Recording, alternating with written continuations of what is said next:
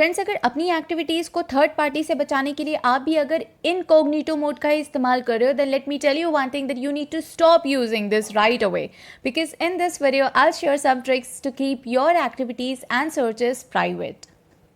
I'm gonna tell you in this video what are the things that it hides and what are the things that it does not hide, and also some of the alternatives of incognito mode and how you can use it safely. आपका ज़्यादा time नहीं ज़ाया करूँगी, so let's just dive into the video. अब बात करते हैं जिन लोगों को नहीं पता है कि व्हाट इज़ इनकॉग्निटो मोड। तो भाई, इनकॉग्निटो मोड इंट्रोड्यूस हुआ था 2008 में गूगल से as a privacy option for Chrome.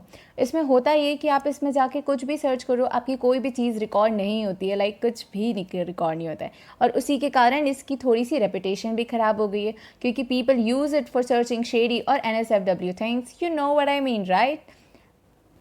Well, अगर फिशर की बात सुनो, जो कि गूगल वाइस प्रेसिडेंट है क्रोम के लिए, उन्होंने बताया कि इस ऑप्शन को इंट्रोड्यूस करने का पहला मकसद यही था कि अगर कोई दो लोग एक ही डिवाइस को शेयर कर रहे हैं या फिर बहुत सारे लोग कुछ एक ही डिवाइस पे काम कर रहे हैं, तो उन लोगों की कुकीज़ एक दूसरे के साथ मैसअप नहीं होनी चाहिए।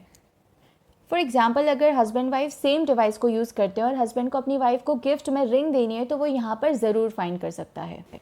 अब ये जानना हमारे लिए बहुत ज़्यादा इंपॉर्टेंट है कि इनकॉग्निटो मोड हाइड क्या क्या करता है। जब भी हम कुछ भी ऑनलाइन सर्च करते हैं तो एक यूज़र डाटा क्रिएट होता है जो होती है कुकीज़, बट अनफॉर्चुनेटली कुकीज़ का नेचर इन्वेजिव होता है, जिसका मतलब है कि वो हमारी पर्सनल इन्फॉर्मेशन को कलेक्ट कर लेती है और थर्ड पार्टीज़ उसका ईजीली मिसयूज़ कर सकती है। पर जब भी आप इनकॉग्निटो मोड से उसे सर्च करते हो तो आपकी कुकीज़ आपके सेशन जैसे ही ख़त्म होता है वैसे इरेज हो जाती है, so that they can not harm your privacy.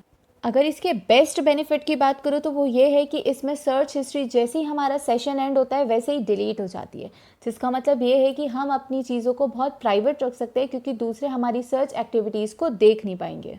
अगर किसी के साथ आप अपनी डिवाइस शेयर करते हो तो आपको अपने अकाउंट्स को बार बार log in and log out करना होता है, जो थोड़े टाइम में हेडेक हो सकता है। पर अगर आप इनकॉग्निटो मोड का यूज़ करोगे तो वहाँ पर आप उसे आसानी से लॉग इन कर सकते हो और वो आपकी इन्फॉर्मेशन को रिकॉर्ड भी नहीं करेगा। अब मैंने आपको ये तो बता दिया कि इनकॉग्निटो मोड क्या होता है और उस पर क्या क्या चीज़ें हाइड होती है। अब बारी है इनकॉग्निटो मोड पर क्या क्या चीज़ें हाइड नहीं होती है वो सब भी जान लेने की। तो सबसे पहली चीज़ होती है your IP address and second होता है योर साइट डाटा। अब दोस्तों, चाहे आपकी डिवाइस को नहीं पता हो कि आप क्या सर्च कर रहे हो, पर आपके इंटरनेट सर्विस प्रोवाइडर को इस बात की पूरी जानकारी होती है कि हम क्या सर्च कर रहे हैं। अब आप सोचेंगे कि अगर ISP को पता चल भी जाए तो क्या? तो भाई, ISP आपके डाटा को ट्रैक कर सकता है और उसे कलेक्ट भी कर सकता है, और साथ ही में उसे वो थर्ड पार्टी को सेल भी कर सकता है।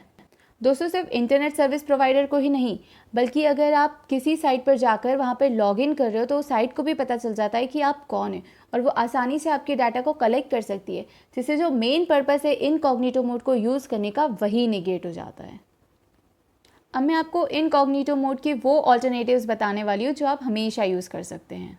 दोस्तों, ये सॉफ्टवेयर यूज़ करने के लिए एकदम फ्री होता है और आप इसे यूज़ करके अपने आप को अनोनिमस रख सकते हैं बहुत ही आसानी से। जो सेकेंड ऑल्टरनेटिव होता है वो है VPN, जो कि क्रिएट करता है एक secure encryption between the user and a website.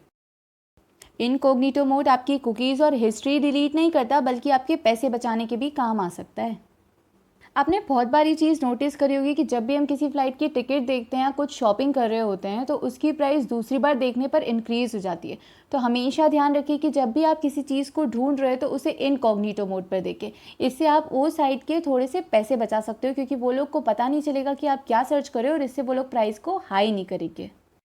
दोस्तों, अब मैं जो आपको बताने जा रही हूँ वो सबसे ज़्यादा इंपॉर्टेंट है।